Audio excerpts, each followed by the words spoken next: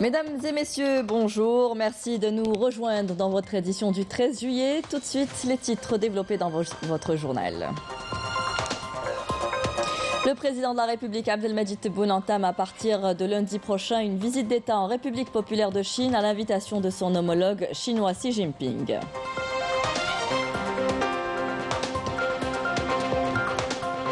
Dans le volet coopération algéro-chinoise, Saïdal s'apprête à signer une convention avec un partenaire chinois. Le groupe pharmaceutique a déjà eu par le passé à développer le vaccin anti-Covid grâce à un partenariat chinois. L'expérience sera rééditée pour produire des médicaments dédiés aux maladies chroniques notamment.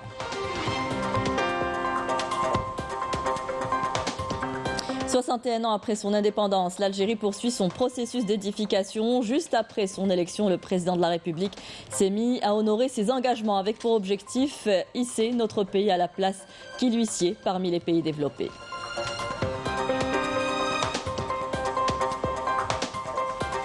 En sport, Jeux arabes, les compétitions se poursuivent avec les finales du tournoi de boxe masculine, de l'haltérophilie et du volleyball. On fera le point dans ce journal. Bienvenue à tous. Pour commencer, je vous le disais en titre, le président de la République, Abdelmadjid Tebboune, entame à partir de lundi prochain une visite d'État en République populaire de Chine à l'invitation de son homologue chinois, Xi Jinping.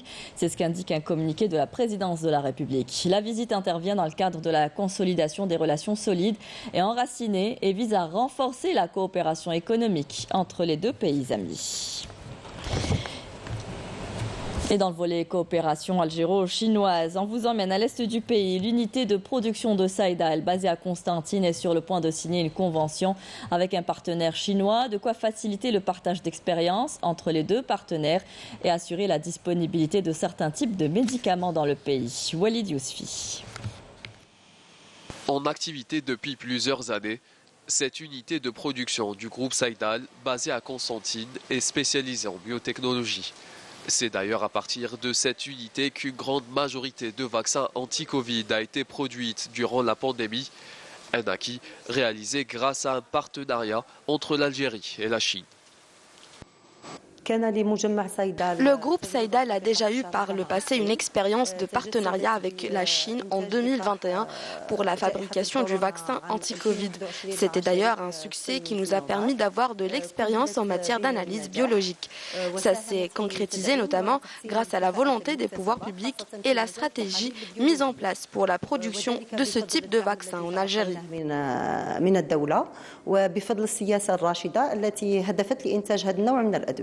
Une collaboration qui se poursuit encore. Le groupe Saïdal ambitionne de passer à la production d'un tout nouveau type de médicament pour traiter certaines maladies.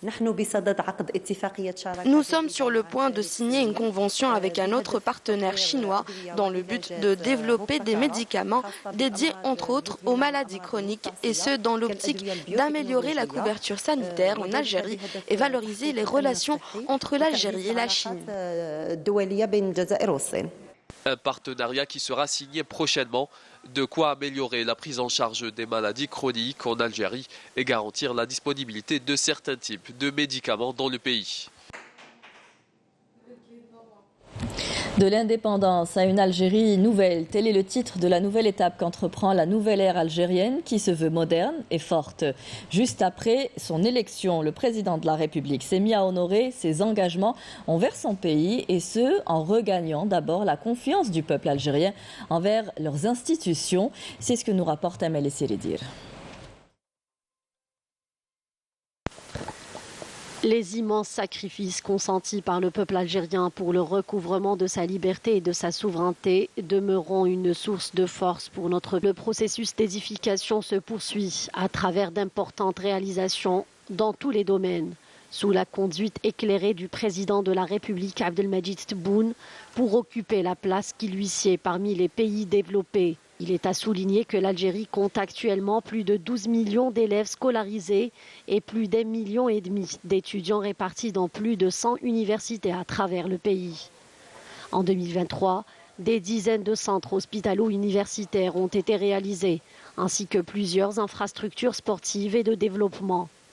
Dans le secteur de l'habitat, l'Algérie a enregistré différents programmes de logement et s'inscrit ainsi comme pays leader dans le secteur. L'économie algérienne connaît une nouvelle impulsion ces dernières années, grâce notamment à la nouvelle loi sur l'investissement, ce qui encourage la création de richesses et de croissance et la diversification de l'économie, en donnant une importance particulière à l'agriculture afin d'atteindre l'autosuffisance et le lancement d'importants programmes à même d'assurer la sécurité hydrique. Le projet d'extension du réseau ferroviaire Nord-Sud représente un véritable atout pour l'émergence de nouveaux pôles économiques, ce qui garantira un développement durable à l'Algérie. Le président de la République, depuis son élection, a choisi un nouveau processus qui constitue un véritable début de l'édification d'une Algérie nouvelle, consciente des défis auxquels elle est confrontée. Notre pays s'attelle ainsi à consolider et à renforcer son front interne au regard de la conscience du peuple, de la nécessité de participer efficacement à la bataille décisive du développement du pays. L'Algérie a toujours occupé une place de choix sur la scène internationale et reste un partenaire privilégié et apprécié par plusieurs pays dans divers domaines, grâce à une vision prospective et une politique conforme au développement technologique, économique et sécuritaire et géostratégique. La nouvelle Algérie a encore une fois réussi à poursuivre le processus de développement et concrétiser les aspirations du peuple algérien, dont les jalons ont été posés par le président de la République.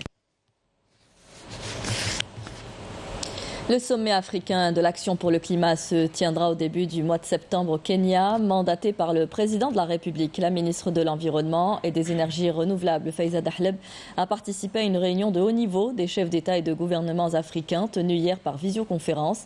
À cette occasion, la ministre a fait part du soutien de l'Algérie à l'initiative du président kényan dans l'organisation du sommet africain de l'action pour le climat et a assuré au nom du président de la République que l'Algérie fera tout pour la réussite de cet événement. La ministre de l'Environnement a également insisté sur l'importance du financement climat en faveur de l'Afrique, étant le continent le plus touché par les changements climatiques. Les préoccupations des pays africains devront être prises en compte et encourager aussi les différentes initiatives, à l'image de celle lancée par le président de la République et qui consiste à créer un mécanisme de protection contre les catastrophes naturelles. Et les effets des changements climatiques se font bien ressentir chez nous. Avec cette vague de chaleur, des pics records sont enregistrés. Et si c'est pour l'heure des températures exceptionnelles, elles pourraient devenir ordinaires dans les années à venir. C'est ce qu'annoncent les services météo. Le BMS émis par l'Office national de la météorologie reste valide pour ce week-end. Donc prenez vos précautions. Le commentaire de Raouf Hamouche. Vous l'avez certainement remarqué, ce début de juillet est le plus chaud jamais enregistré au niveau mondial. En Algérie, ces températures caniculaires touchent actuellement plusieurs régions du pays, pouvant atteindre les 45 degrés Celsius. Nous nous sommes rendus à l'Office national de météorologie pour essayer de comprendre la raison de ces épisodes caniculaires que connaît le pays. Et selon les spécialistes, cette hausse des températures est causée par une pression atmosphérique concentrée en Méditerranée. Les derniers rapports scientifiques émis par les différents organismes internationaux en environnement ont confirmé que le nord du pays sera exposé à une canicule aiguë, et ce à cause du dérèglement climatique, d'autant plus que ces températures caniculaires pourront se prolonger sur plusieurs jours. Il est à souligner que ces températures exceptionnelles vont être fréquentes à l'avenir et faudra s'y acclimater. Notre travail est de surveiller continuellement les évolutions des températures au niveau national, et ce grâce aux nombreux centres de prévision régionaux de l'Office national de météorologie du pays. Bien évidemment, comme vous l'avez remarqué, avec ces températures caniculaires exceptionnelles, nous sommes en contact permanent avec différents secteurs étatiques pour prévenir et avoir une idée précise sur l'état de l'atmosphère. Dans un BMS de l'Office national de la météorologie, les températures caniculaires pouvant atteindre les 45 degrés Celsius affecteront plusieurs wilayas du pays ce jeudi et vendredi. Ces fortes chaleurs créent aussi une tension sur le réseau électrique. Des perturbations sont enregistrées en raison de la forte consommation électrique. Invité du journal de 20h, le PDG de Sonelgaz, Mourad Adjel, a fait part des mesures prises par l'entreprise pour faire face au pic record de puissance électrique enregistré pour la première fois en Algérie, atteignant plus de 18 000 mégawatts. Je vous propose de l'écouter.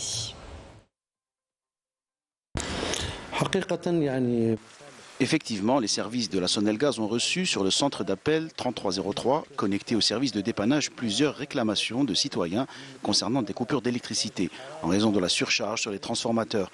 Des perturbations que nous essayons de traiter rapidement. Nous disposons de plusieurs brigades mobilisées de jour comme de nuit pour réparer les coupures. Dans ce cadre, plus de 8000 agents sont mobilisés durant la journée et plus de 830 agents travaillent la nuit pour réparer dans les plus brefs délais les pannes survenues sur le réseau électrique.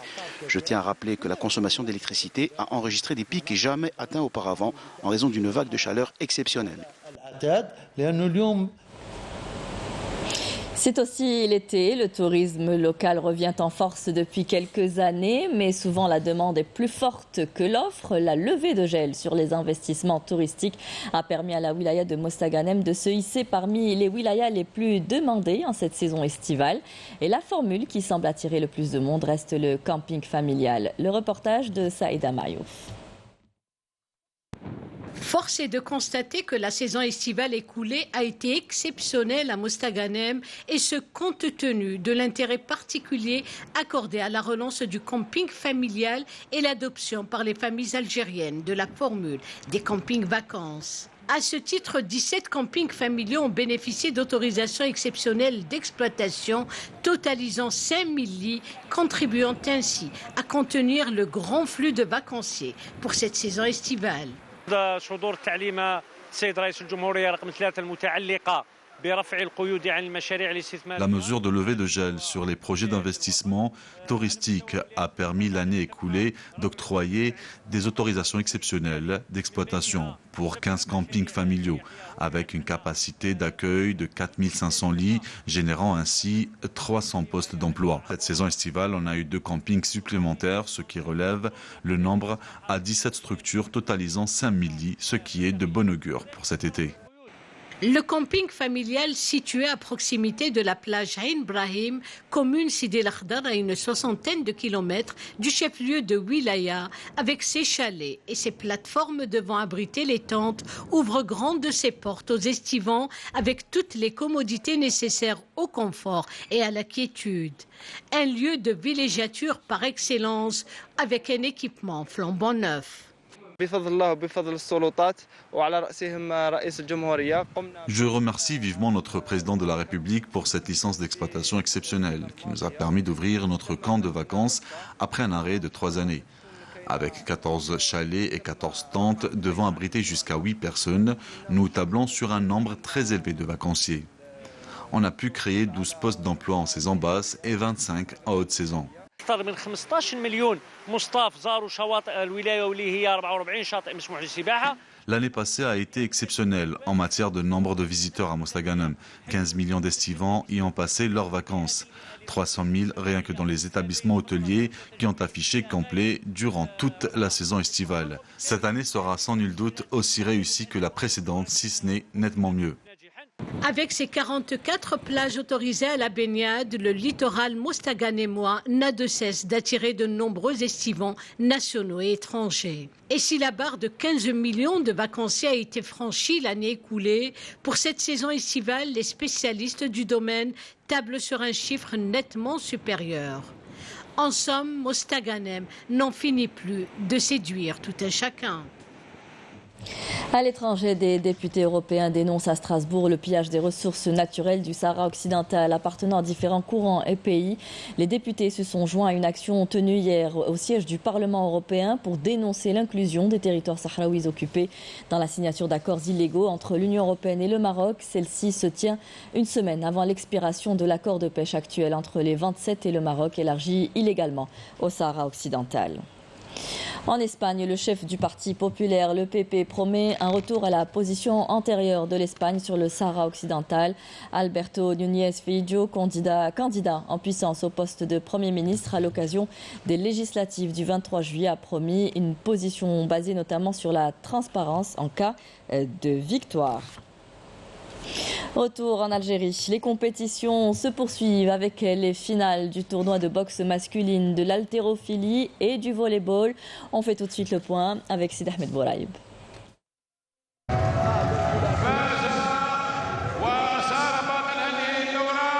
Comme avec les dames la veille, les boxeurs algériens étaient à la hauteur des espérances, avec 4 médailles d'or décrochées par Kamal Khanoussi chez les moins 68 kg, Yoghurt Taït Bakka chez les moins 64 kg 500, Shamsdin Karamou chez les moins 67 kg et Mourad Qadi chez les plus 92 kg.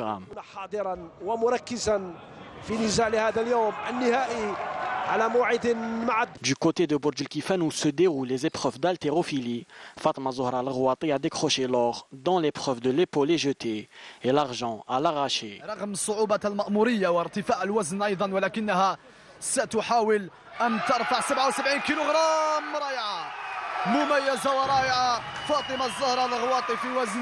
طبعا 59 كيلوغرام تشتغل هذا من نوعيه النضج صباح الفريق ناضج. En volleyball, les sélections nationales, hommes et dames, ont validé leurs billets pour leurs finales respectives en venant à bout du même adversaire, la Jordanie, et sur le même score, 3-7-0. L'Algérie se distingue aussi dans d'autres disciplines. Au tennis de table, la sélection algérienne masculine a décroché la médaille d'or par équipe aux Jeux sportifs arabes en s'imposant hier en finale devant l'Arabie sur le score de 3-1.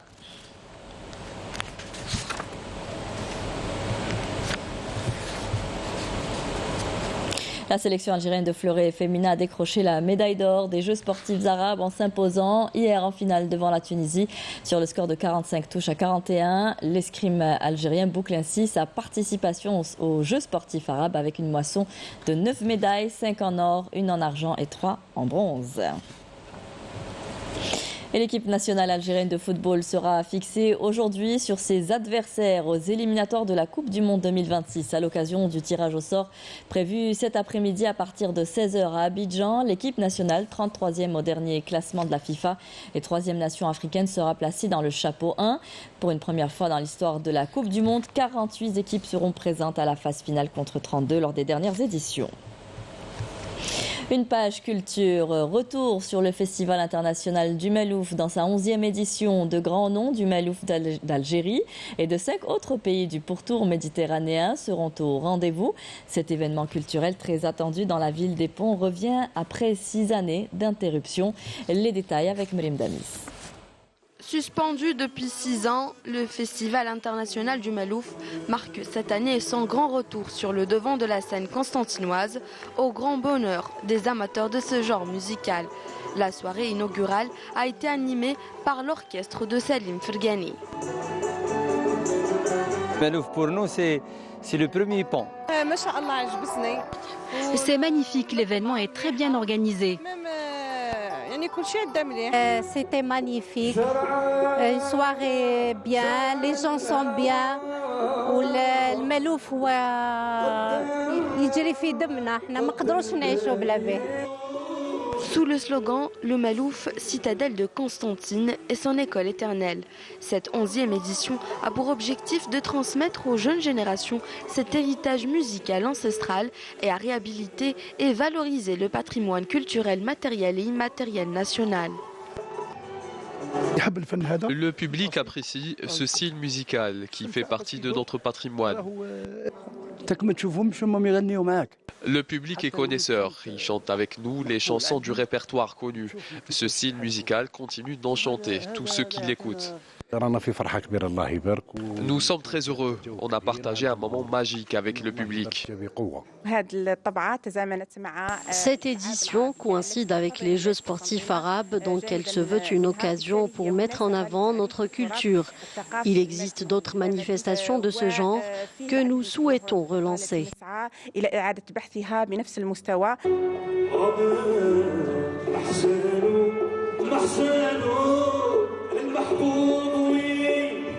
Une trentaine d'artistes de 6 pays prendront part à cette manifestation culturelle et artistique qui se poursuivra jusqu'au 15 juillet prochain.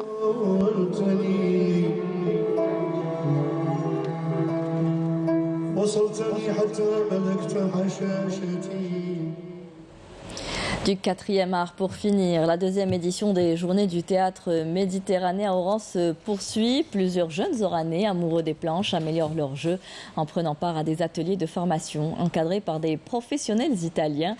Les détails avec Majda Dahmoun. Le 4e art Un voyage passionnant que ces jeunes Oranais ont décidé de mener afin d'acquérir de précieuses compétences. L'atelier de formation encadré par des comédiens et des metteurs en scène professionnels a permis à ces amoureux du théâtre d'explorer leur créativité. Il y a un échange culturel et artistique entre nous et d'autres pays. Cela nous permet d'enrichir notre formation. L'atelier de formation avec les Italiens était inspirant. Les comédiens et les amateurs présents ont beaucoup appris. En tant que comédienne, j'essaie toujours d'apprendre davantage pour améliorer mes performances. Cela permet aussi de développer encore plus le théâtre en Algérie. Sylva Machak, un acteur de théâtre passionné qui a participé à la pièce de théâtre Taha, inspirée de la biographie du poète palestinien Taha Mohamed Ali. Aujourd'hui, il partage cette passion avec ces jeunes pour vivre pleinement la magie du théâtre. L'échange avec cette jeunesse est intéressant et faire la théorie et la pratique à la fois lors des formations est essentiel. Plus je m'approfondis dans mon métier, plus je réalise que les ateliers de formation sont un moyen efficace pour améliorer la performance des comédiens sur scène lors des spectacles. Une expérience enrichissante et épanouissante qui peut avoir un impact positif sur leur développement personnel et qui peut aussi leur ouvrir de nouvelles perspectives. C'est la fin de ce journal. Merci à vous tous de nous avoir prêté attention. Vous retrouverez Mounir ce soir pour le journal à 19h. Tout de suite, le bulletin météo présenté par Amel Laribi. Sachez que la canicule va persister ce week-end. Merci à vous tous de nous avoir suivis. Très bonne journée. Au revoir.